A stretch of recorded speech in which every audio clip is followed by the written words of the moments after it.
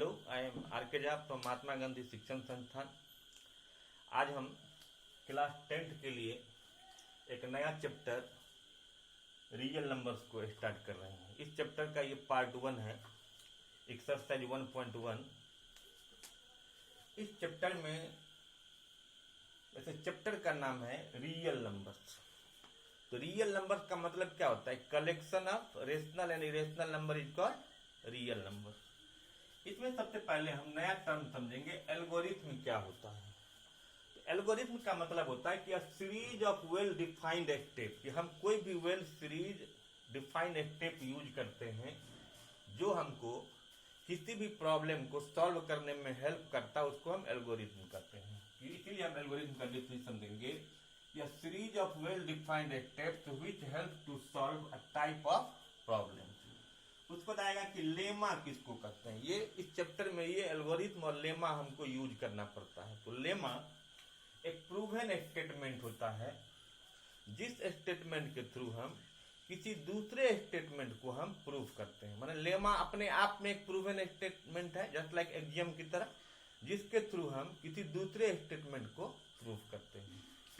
तो ये एल्गोरिथम और ये लेमा एक्लूट सर ने दिया था। तो एक्लूट का डिवीजन एल्गोरिथम क्या है? अगर हमको पूछेगा कोई कि व्हाट इज एक्लूट डिवीजन एल्गोरिथम, तो हम जानते हैं कि किसी भी रियल नंबर्स में खासकर अगर दो या इवन दो से ज्यादा अगर नंबर्स है तो उसका एचसीएफ निकालते हैं। लेकिन उस एचसीएफ को निकालने के लिए हम डिवीजन मेथड भी यूज करते हैं, प्राइम फैक्टराइजेशन मेथड भी यूज करते हैं। लेकिन अगर सिर्फ कोई दो पॉजिटिव नंबर दिया है और अगर किसी दो पॉजिटिव नंबर्स का जो हम एचसीएफ निकालते हैं और उस दो पॉजिटिव एचसीएफ नंबर का एचसीएफ निकालने के लिए जो टेक्निक हम यूज करते हैं उसी को हम कहते हैं एक्लूट डिवीजन एल्गोरिथम। अगर आपसे क्वेश्चन पूछा जाएगा कि एक्लूट डिवीजन एल्गोरिथम क्या होता है, तो आप क्या बताएंगे कि Euclid division algorithm is a technique that is used to compute or used to find the HCF of any two positive numbers. हालांकि एक चीज और याद रखना है कि एचसीएफ का दूसरा नाम जीसीडी दे देता है, एक नया टर्म है। तो एचसीएफ का फुल फॉर्म होता है हाईएस्ट कॉमन फैक्टर और जीसीडी का होता है ग्रेटेस्ट कॉमन डिवाइडर। ठीक है, तो हम ये कह सकते हैं, इसीलिए एक्लूट डिवीजन एल्गोरिथम एक टेक्निक होता है जिसके थ्रू हम किसी भी दो नंबर का एचसीएफ या जीसीडी कंप्यूट करते हैं। ठीक है, अब एक्लूट डिवीजन लेमा क्या होता है? तो देखिए, एक्लूट डिवीजन लेमा में अगर आपको हम आते हैं यहाँ पर आपको समझाते हैं, तो अगर इसमें आएगा कि सपोज कीजिए कि हमने आपको दो नंबर दिया, सपोज कीजिए कि हम 8 दिए और 17 दिए।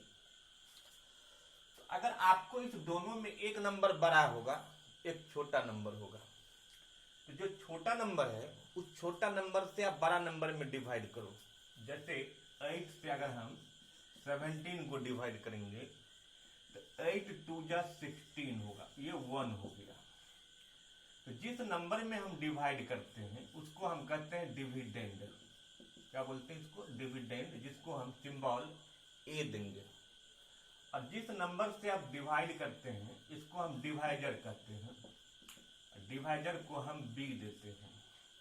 अब तो क्लियर है कि अगर आपके पास दो रियल नंबर्स हो ए और बी, जहां ए डिविडेंड है और बी डिवाइडर है, यानी अगर हम ए में बी से डिवाइड करते हैं तो निश्चित है कि कुछ ना कुछ क्वोशिएंट मिलेगा, साथ साथ कुछ रिमाइंडर भी मिल सकता है, रिमाइंडर इवन 0 भी मिल सकता है।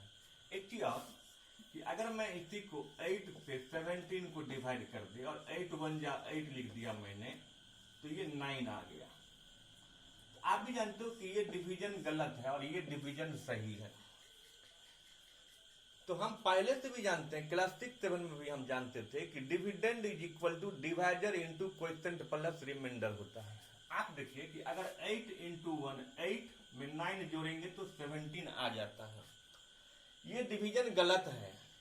अगर ये डिवीजन गलत भी है तब भी ये इस नियम को पूरा करता है कि dividend is equal to divider into quotient plus reminder.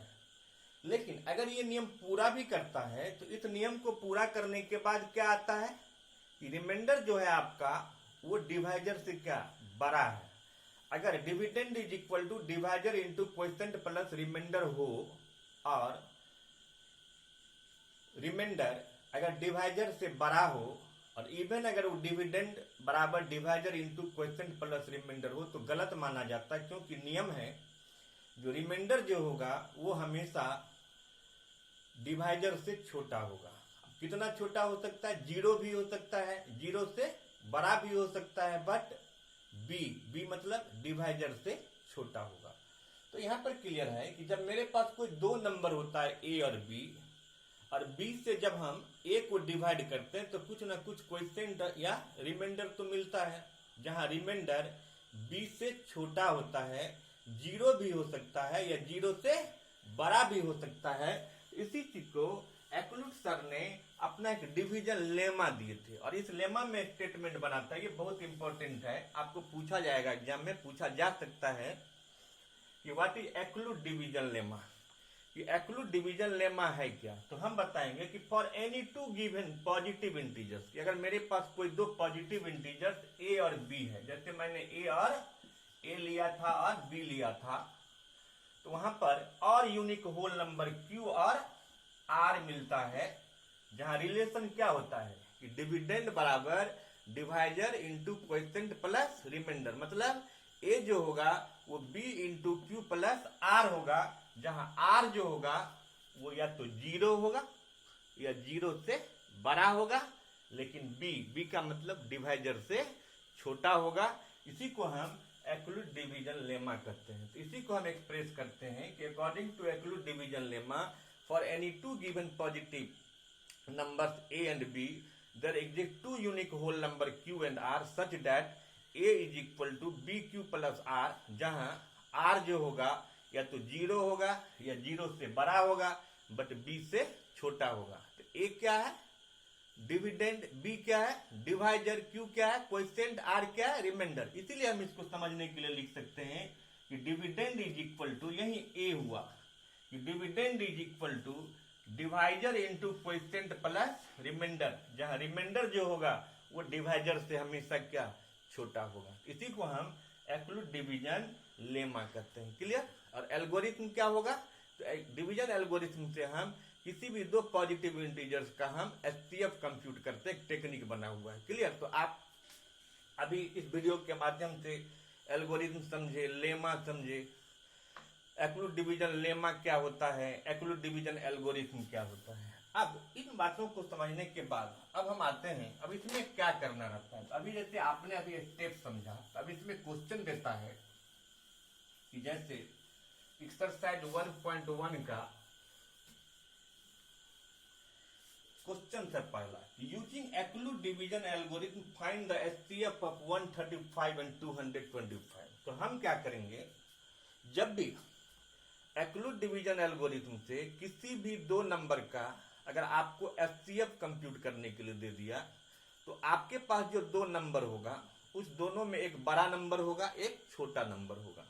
तो आप छोटा नंबर वाला से क्या करेंगे, बड़े नंबर को डिवाइड करेंगे। क्लियर? और आप तब तक डिवाइड करते जाएंगे जब तक रिमाइंडर डिवाइजर से यानी बी से छोटा ना हो जाए। तो देखिए अभी मैंने क्वेश्चन लिखा, पहला क्वेश्चन है कि using Euclid division algorithm find the HCF of 135 and 225। हाँ, अगर इसी में 3 दे दे तो फिर 3 नंबर का एचसीएफ हम एक्लूट डिवीजन एल्गोरिथम से नहीं करेंगे, 2 नंबर से ही जनरली हम यूज करते हैं। तो सबसे पहले हम क्या किए, जो बड़ा नंबर था उसको हमने ए मान लिया, जो छोटा नंबर था बी मान लिया। तो छोटा नंबर से बड़ा नंबर में डिवाइड किया और ये डिवाइड करते गए हम, जैसे पहले 135 1 जा 135 90 रिमाइंडर बचा। और इसमें क्या होता है एचसीएफ में, आप तब तक डिवाइड करोगे जब तक कि आपको रिमाइंडर 0 ना मिल जाए। अब ये 90 रिमाइंडर मिला, तो इससे पहले क्या था डिवाइजर 135, फिर 135 यहाँ ले आए। अब 90 से 135 को हम डिवाइड किए तो 90 1 जा 90 45 आ गया, फिर ये 90 यहाँ आ गया तो 45 2 जा 90 आ गया। ये हम इसको रफ में डिवाइड कर लिए। अब डिवाइड करने के बाद हमने इसको फिर यहाँ लिख लिया कि 235 क्या हुआ, 235 is equal to 135 into 1 plus 90 लिख दिए। फिर लिखेंगे 135 is equal to 90 into 1 plus 45। फिर लिखेंगे 90 is equal to 45 into 2 plus क्या 0। इस तरह से आप तब तक किए जब तक कि ये 0 रिमाइंडर ना आ गया। और रिमाइंडर 0 आने के बाद हमने क्या किया कि अगर लास्ट रिमाइंडर 0 है तो 0 से ठीक पहले क्या है रिमाइंडर 45, और 0 से ठीक पहले का जो रिमाइंडर होता है वही लास्ट डिवाइजर होता है जो डिवीजन को कंप्लीट करता है। और 0 से ठीक पहले का जो रिमाइंडर होता है वही चूंकि लास्ट डिवाइजर होता है और लास्ट डिवाइजर ही एचसीएफ कहलाता है। अगर 0 से ठीक पहले रिमाइंडर अगर 45 है इट मीन्स 45 जो है 135 और 225 का एचसीएफ आ गया। क्लियर? अब समझ में आ गया हम कि हम किस तरह से किसी भी दो नंबर का एक्लूड डिवीजन एल्गोरिथम से हम एचसीएफ कंप्यूट करेंगे, कैलकुलेट करेंगे। क्लियर? चलिए अब इसके बाद आता है क्वेश्चन नंबर 3। अब 2 फिर आते हैं, 3 बताने के बाद हम फिर मैं 2 बता रहा हूं। तो इसमें क्या है कि जैसे आप कोई भी लैंग्वेज प्रॉब्लम बनाते हो कि मान लीजिए किसी क्वेश्चन में दिया रहेगा कि 616 आर्मी है कहीं, ठीक है, और उस आर्मी का एक पैरेड हो रहा है। उस पैरेड जो बना रहा तो उसके लिए जो है ना हर एक कॉलम में वो 32 मेंबर्स को खड़ा करता है। क्लियर? टोटल कितना है 616। पैरेड होना है, एक कॉलम में 32 मेंबर्स देता है, तो कह रहा है कि मैक्सिमम नंबर ऑफ कॉलम क्या होना चाहिए। तो जब भी किसी क्वेश्चन में मैक्सिमम होगा, ग्रेटेस्ट होगा, लार्जेस्ट होगा, तो याद रखेंगे क्योंकि आप जानते हो कि एचसीएफ का फुल फॉर्म क्या होता है, हाईएस्ट कॉमन फैक्टर। इसका मतलब कि 616 और 32 का जो सबसे लार्जेस्ट फैक्टर होगा वही उसका मैक्सिमम नंबर ऑफ कॉलम बन जाएगा। ठीक है, तो हम क्या करेंगे, तो इस क्वेश्चन में क्या फाइंड द मैक्सिमम नंबर, तो हम इस दोनों का एचसीएफ निकाल दिए। तो 32 का और 616 का हमने एचसीएफ निकाला, तो एचसीएफ हमको 8 मिला। इसका मतलब मैक्सिमम नंबर ऑफ कॉलम जो होगा वो 8 हो जाएगा। इस तरह से 8 कॉलम्स में सारे जो है वो बराबर बराबर एडजस्ट हो जाएंगे और उसका पैरेड हो जाएगा। क्लियर? तो इस तरह से क्वेश्चन नंबर 1 और क्वेश्चन नंबर 3 समझ गए। अब आते हैं अगला क्वेश्चन है कि कोई क्वेश्चन नंबर 2 है। अब ये क्वेश्चन नंबर 2 दिया है कि सो डैट, मैं लिख रहा हूं कि सो डैट एवरी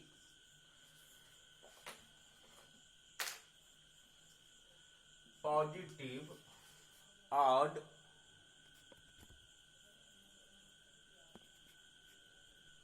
तो मैंने क्वेश्चन नंबर 2 क्या लिखा है कि so that every positive odd integers lie in the form of 6q plus 1, 6q plus 3, 6q plus 5 for some integers q है। अब यह क्या है और तो इस तरह के जब भी क्वेश्चन होगा तो आप लिखोगे, जैसे हम इसका सॉल्यूशन बना रहे हैं तो सॉल्यूशन में लिखेंगे कि let A be any positive integers, इसको हमने मान लिया पॉजिटिव इंटीजर्स ए। अब यहाँ Q का कोफिशिएंट जो होता है वो B होता है, Q का कोफिशिएंट B होता है। तो यहाँ Q का कोफिशिएंट क्या है 6, इट मीन्स B का वैल्यू यहाँ 6 हो गया। देन आप लिखोगे बाय एक्लूड डिवीजन लेमा क्या होता है A is equal to BQ plus R। क्या होना चाहिए A is equal to BQ plus R, where R जो होगा वो 0 या 0 से बड़ा होगा बट ये B से छोटा होगा। ये लिख दोगे, ये कॉमन लिखना है आपको सब में। ये तो आपने मान लिया है डिविडेंड कुछ भी है। तो अब बताओ डिवाइजर क्या है, B क्या है 6, और हम जानते हैं कि अगर डिवाइजर 6 बना तो रिमाइंडर हमेशा जो होता है वो B से छोटा होता है। तो B क्या है 6, तो रिमाइंडर क्या होगा 6 से छोटा, 0 या 0 से बड़ा। इसलिए हम लिखेंगे A is equal to 6Q plus R, where अब R अगर यहाँ B 6 हो गया तो R क्या होगा 0 1 2 3 4 5, बस 5 तक ही होगा क्योंकि B से छोटा होता है। अब क्वेश्चन क्या है ऑड, तो आपके पास जितने भी रिमाइंडर हैं उस रिमाइंडर में आप देखो 0, 2 और 4 क्या है, इवन नंबर है। 1, 3 और 5 क्या, ऑड नंबर है। अब अगर हम यहाँ क्वेश्चन कर रहा है ऑड इंटीजर्स, तो ऑड अगर दिया रहेगा तो ऑड रिमाइंडर लेना है, क्लियर। तो a is equal to 6q plus क्या लेंगे आप 1, a is equal to 6q plus 3, a is equal to 6q plus 5। अगर हम ऑड कर रहा है तो हमने क्या लिया 1, 2, 3, तो ऑड लेने से किस फॉर्म में ये a आ गया, 6q प्लस 1 के फॉर्म में, 6q प्लस 3 के फॉर्म में, 6q प्लस 5 के फॉर्म में। अब एक चीज आप बताओ, अगर मैं इसी क्वेश्चन को चेंज कर दूं, एक नया क्वेश्चन बना दूं, अब यहाँ ऑड के बदले इवन कर दूं, तो ये क्वेश्चन क्या बन जाएगा, a is equal to 6q plus 0, यानी a is equal to 6q बन जाएगा। फिर दूसरा क्या बनेगा, a is equal to 6q plus 2 बन जाएगा। फिर a is equal to 6q plus 4 बन जाएगा। यहाँ दो क्वेश्चन बन गया। ऑड और इवन पर आपको ध्यान रखना है। अगर ऑड होगा इतना तो कॉमन करना है, आप समझ गए, तो सारा रिमाइंडर आप निकाल लोगे। क्वेश्चन में अगर ऑड रहेगा तो ऑड वाला डाल देना है, इवन रहेगा तो इवन वाला डाल देना है, क्लियर। तो इस तरह से आप क्वेश्चन नंबर 2 बना सकते हो, ठीक है। तो question number 1, question number 2, question number 3 ये समझ में आ गया। अब चलते हैं क्वेश्चन नंबर 4 और क्वेश्चन नंबर 5 है। फिर कह रहा है क्वेश्चन 4 में दिया है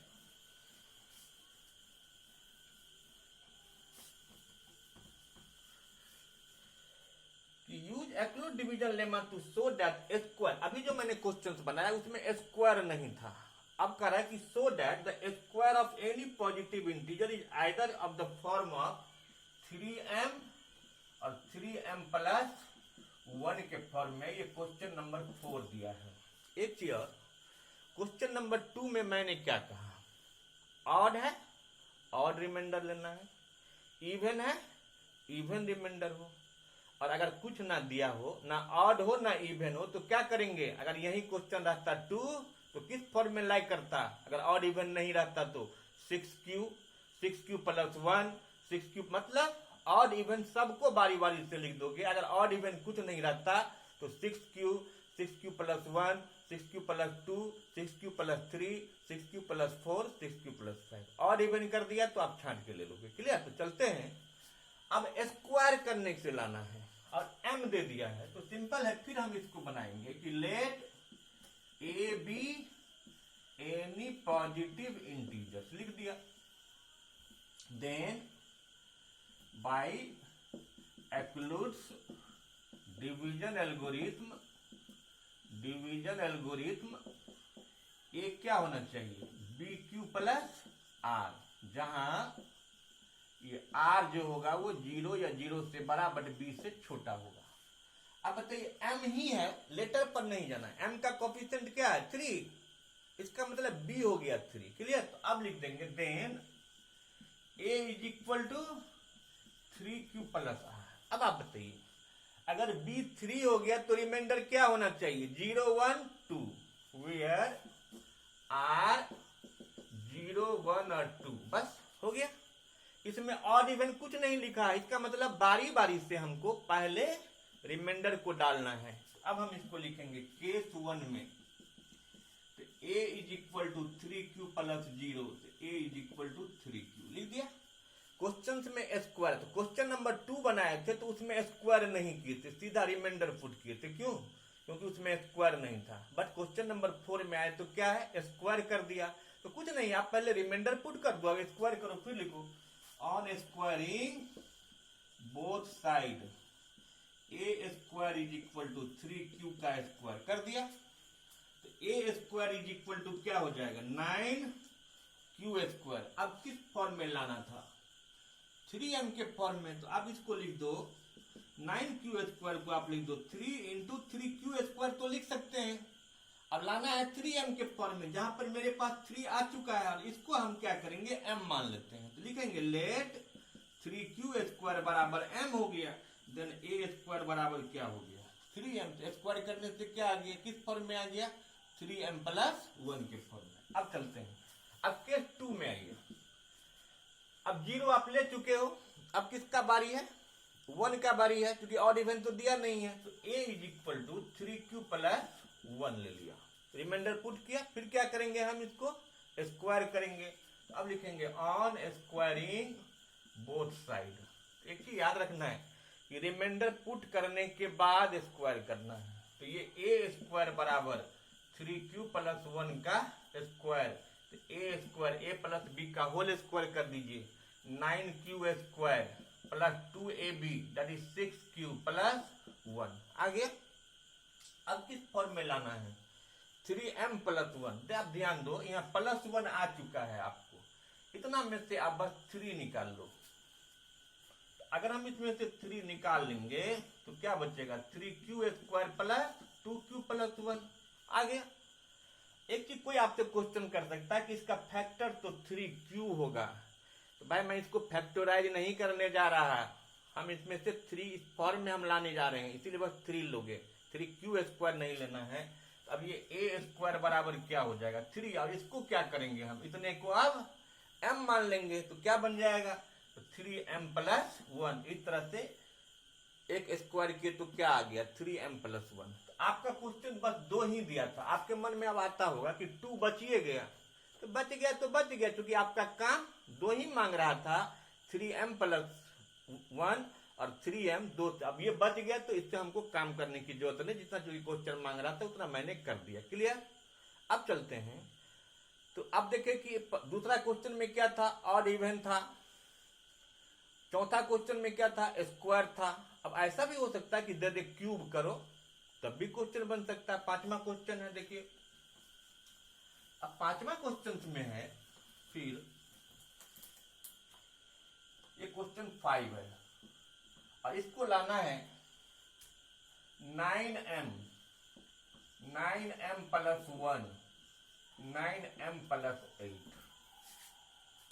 अब इसको मैं सबसे पहले आपके शंका को मिटा दूं कि बच्चा ये सोचता है भाई यहाँ तो 0 है, यहाँ 1 है, 2 3 4 5 6 7 8 नहीं लिया, 7 नहीं लिया, सीधा क्या 8 लिया। ऐसा दिमाग से निकाल देना है, ये 0 ही लिया होगा, तो 0 का क्यूब क्या था 0, 1 लिया है तो 1 का क्यूब 1 आया है, 2 लिया है तो 2 का क्यूब 8 हुआ। तो दिमाग में ये नहीं रखिएगा कि 0 1 सीधा 8 ले लेते हैं, 8 ले लोगे तो 8 का क्यूब 512 हो जाएगा। समझ में आ रहा है ना आपको, इसीलिए आपको बस हमेशा स्टेप बाय स्टेप चलना। चलते हैं, फिर हम इसको बनाएंगे कैसे, फिर लिखेंगे जब इसका सोल्यूशन बनाएंगे, तो let A be any positive integers लिख दिए, then a is equal to क्या 9q प्लस r होना चाहिए, क्योंकि कोफिशिएंट 9 है। अब सीधा लिख दोगे,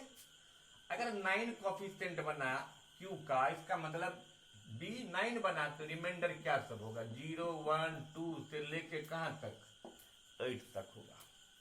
और इसमें ऑड इवन इसमें भी नहीं दिया है, इसीलिए आपको बारी बारी से करना है। 3 है, देखिए आप 3 केस में चलोगे। अब चलते हैं हम केस 1 बनाते हैं, case 1। a is equal to 9q, remainder कितना लोगे आप 0। अब 0 जोड़ दिए तो a is equal to 9q आ गया, रिमाइंडर डाले। अभी आपने देखा था प्रीवियस क्वेश्चन में रिमाइंडर डाल के मैंने स्क्वायर किया था, अब रिमाइंडर डाल दिए, फिर अब इसको क्यूब करो, तो ऑन क्यूबिंग बोथ साइड लिख देंगे। इसका क्यूब करेंगे तो a क्यूब, और 9q का क्यूब करेंगे तो 729q क्यूब होगा, इसीलिए a क्यूब बराबर इसको 9 इंटू 81 क्यूब। इसको क्या करेंगे आप बताइए, क्या करेंगे m मान लो, तो ये a क्यूब बराबर 9m आ गया। क्लियर। अब चलिए केस 2 में, अब फिर क्या लिखोगे, a is equal to 9q plus कितना होगा 1। अब ये 1 डाले, फिर इसको क्यूबिंग करेंगे, on cubing both side, a cube बराबर 9q प्लस 1 का क्यूब कर दिए। अब ये a क्यूब बराबर a प्लस b का होल क्यूब क्या होता है, a cube plus 3a square b plus 3ab square plus b cube. तो पहले लिखो 9q का क्यूब प्लस 3 इंटू 9 क्यू का स्क्वायर इंटू 1 प्लस 3 इंटू 1 का स्क्वायर इंटू 9 क्यूब प्लस 1 का क्यूब लिख दिए। एक चीज और आपके मन में आता होगा शायद कि ए क्यूब प्लस बी क्यूब पहले क्यों नहीं लिखे। यही तो मैथ का कमाल है, मैथ मैजिक की बात है कि +1 है इसीलिए +1 मैंने बाद में लिखा है। बीच में लिखते तो उधेर बुन में फंस जाओगे, कहोगे नहीं बना, इसीलिए हमेशा इसको बी क्यूब को बाद में लिखना है। अब ये ए क्यूब 729 क्यू क्यूब प्लस 9 का स्क्वायर करोगे 81 और 81 3 जा 243 Q square plus 27 Q plus 1। अब इतने में से आप क्या करोगे बताओ। 9 कॉमन ले लो, इसमें से अगर हम 9 कॉमन लिए तो ये क्या बचेगा 81 Q cube plus 27 Q square plus 3 Q plus 1। तो अब क्या करेंगे, इतने को हम m मान लेंगे तो आगे ना 9m प्लस 1। क्लियर। अब मैं इसी को केस 3 कर देता हूं। अगर केस 3 मैं कर दूं तो अब यहाँ +1 के जगह पर क्या आ जाएगा 2 आ जाएगा। अब ये 2 कर दो, यहाँ भी 2 कर दो। अब ये 2 कर दिए तो अब यहाँ भी 2 कर दो, यहाँ भी 2 और यहाँ भी 2। अब देखो 2 का क्यूब कितना 8, ये भी 8। अब इसको अगर हम चेक करेंगे तो 729 क्यू क्यूब और कितना हो जाएगा ये 9 3 जा 9 का पहले आप स्क्वायर किया 81 को 3 से मल्टीप्लाई किए तो 243 को फिर आपने डबल किया तो कितना आ जाएगा 486। तो यहाँ लिखेंगे हम 486 क्यू स्क्वायर और इसको लिखेंगे तो 2 का स्क्वायर 4 4 तिया 12 में 108 क्यू। क्लियर प्लस 8 आ गया। अब बताइए इसमें से फिर हम क्या करेंगे 9 कॉमन लेंगे तो कितना बचा 81 क्यूब और ये बचेगा 54 क्यू स्क्वायर और ये बचेगा 12 क्यूब। इतना को फिर क्या करेंगे हम m मान लेंगे तो आ गया ना 9m प्लस 8। ये तो क्लियर हो गया ना कि 0 1 के बाद 8 नहीं 2 लिया गया है, तब जाके 2 का क्यूब करने से वो 8 बना है। तो इस तरह से आप इस चैप्टर में इस वीडियो के माध्यम से क्या समझे कि एल्गोरिथम क्या होता है, उसका फिर लेमा क्या होता है, एक्लूड डिवीजन एल्गोरिथम क्या होता है, एक्लूड डिवीजन लेमा क्या होता है। फिर हम किसी भी नंबर को किसी फॉर्म में स्क्वायर करने से, क्यूब करने से, इवन किसी भी लैंग्वेज प्रॉब्लम में मैक्सिमम होगा तो उसमें एचसीएफ निकालना है। क्लियर। तो इतनी बातों को हमने देखा है तो आप इसको देख के इसको फिर बनाएंगे। लेकिन एक बात मैं आपसे रिक्वेस्ट करूंगा कि आप पूरा वीडियो देखेंगे तब आपको समझ में